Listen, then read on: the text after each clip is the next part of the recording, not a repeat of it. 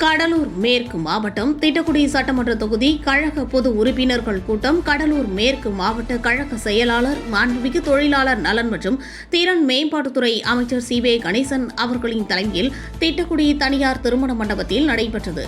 வருகின்ற 21/2/2025 மற்றும் 22/2/2025 அன்று கடலூர் மாவட்டத்திற்கு அரசு நலத்திட்ட உதவிகள் மற்றும் வேப்பூர் திருப்பெயர் ஜெயப்பிரியா பள்ளியில் நடைபெறும்.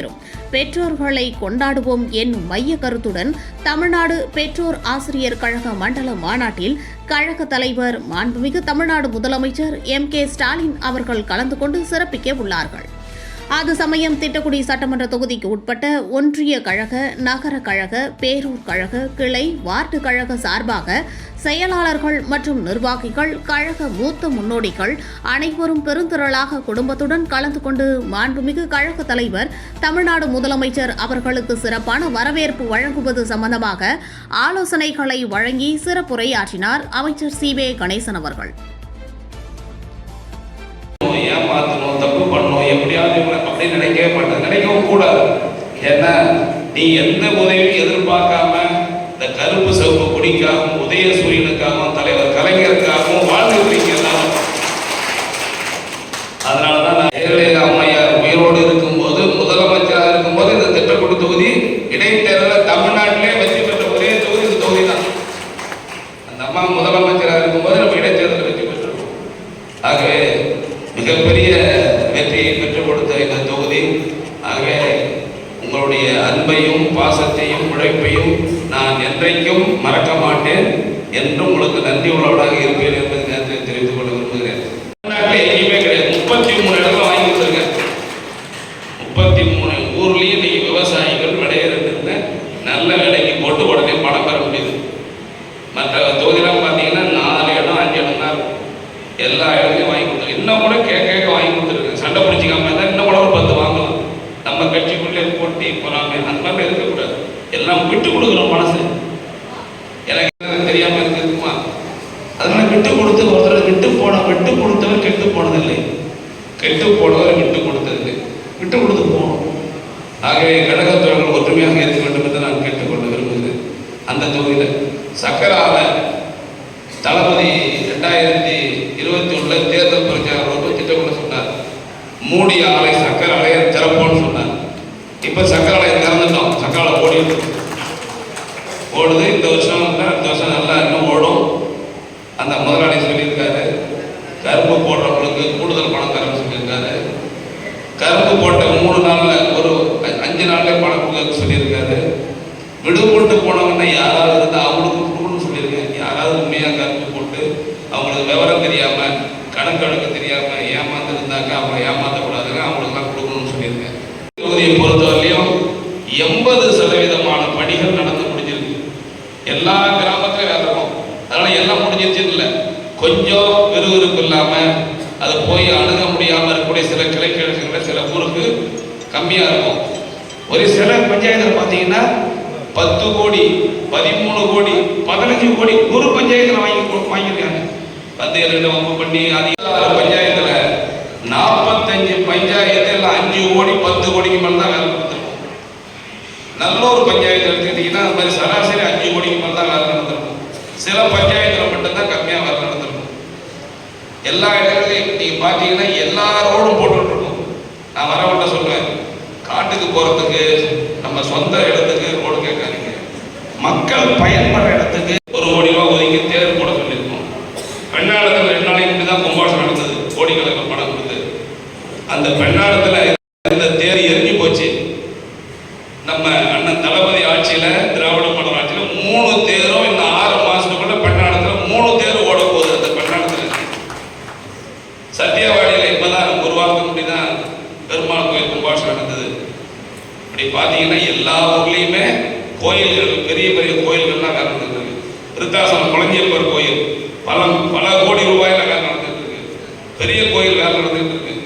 கடலூர் மேற்கு திட்டக்குடி, விருதாரம், பட்டுடி, நெய்வேலியில் இருக்கிற எல்லா கோயில்களும் வேலை நடந்துட்டு இருக்கு.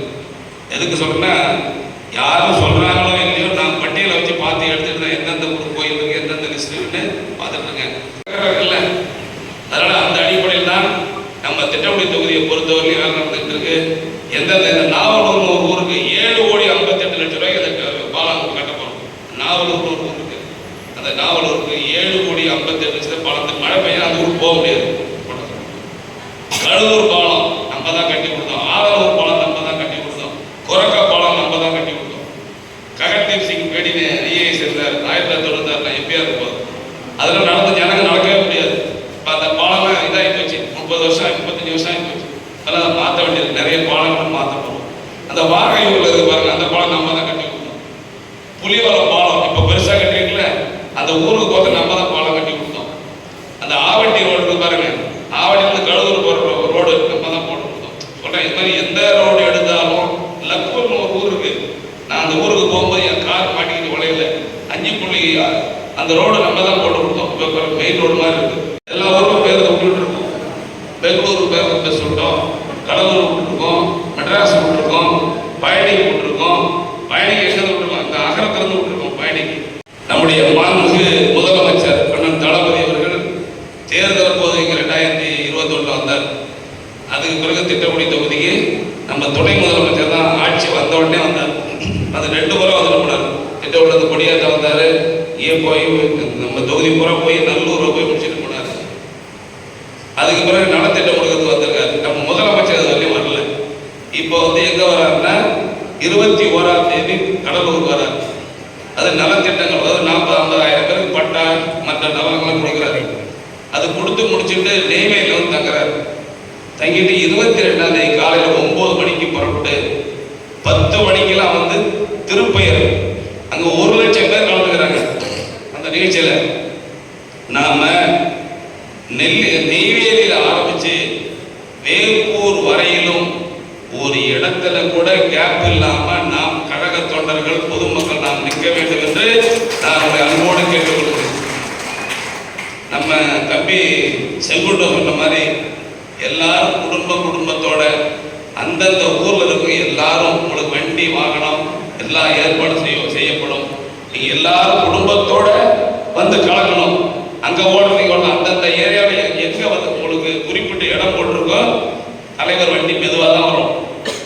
ஒரு 20 கிலோமீட்டர் வேகம் அல்லது 15 கிலோமீட்டர் தான் வண்டி மெதுவாக தான் வரும். எல்லாரையும் பார்த்துட்டு தான் வருவார். அவர் லெஃப்ட் சைடில் வந்தாலும் எல்லாம் இடதுபுறமாக எல்லாரும் லைனாக விருத்தாசலத்திலிருந்து வேப்பூர் வரையிலும் சாலை ஓரமாக நீங்கள்லாம் நிற்க வேண்டும் என்று கேட்டுக்கொள்கிறேன். குறிப்பாக நம்ம திட்டக்குடி தொகுதியில் மொத்தம் 308 கிளைக்கழகம் இருக்கு. 308 கிளைக்கழகம்.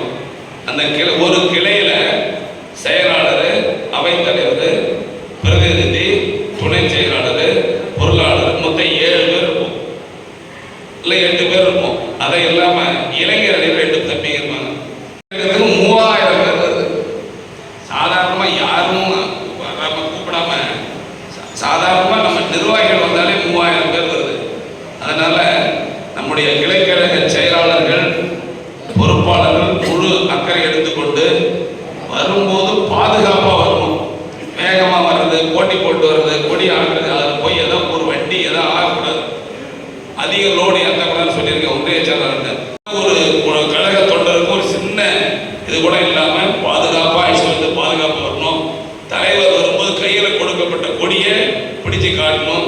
பலூன் இருக்கிறத தூக்கி பிடிக்கணும். தட்டி பலூன் கொடி 3 இருக்கும், அதை தூக்கி கொடியை தூக்கி கீழே போட்டுறதோ அந்த உணர்வோடு நாம் அனைவரும் கலந்து கொள்ள வேண்டும் நான் அன்போடு கேட்டுக்கொள்கிறேன். நான் உண்மையிலே என்னுடைய அப்பா இல்லை, அம்மா இல்லை.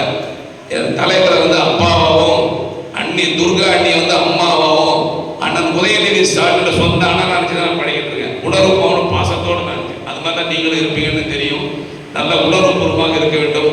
உங்களுக்கு ஒரு சின்ன ஆபத்தோ ஒரு கஷ்டமோ, உங்களுக்கு காலில் வலி ஏற்பட்டால் அது என்னுடைய வழியாக நினைக்கக்கூடியவர் தான் கணேசன் என்பதை நான் இந்த நேரத்தில் மனதால் நான் தெரிவித்துக் கொள்ள விரும்புகின்றேன். நம்ம புள்ள டாக்டர் ஆகணும், நம்ம புள்ள இன்ஜினியர் ஆகணும், நம்ம புள்ள வக்கீல் ஆகணும், நம்ம புள்ள கலெக்டர் ஆகணும், நம்ம புள்ள எஸ்பி ஆகணும், நம்ம புள்ள ஜட்ஜி ஆகணும், நம்ம புள்ள டெல்லியில் இருக்க பார்லிமெண்ட் செக்ரட்டரி ஆகணும் அப்படின்னு கனவு காணும். நம்ம இருக்கும்போது நம்ம புள்ள ரேஷன் கடை வேலை கிடைக்குமா, சாராய கடை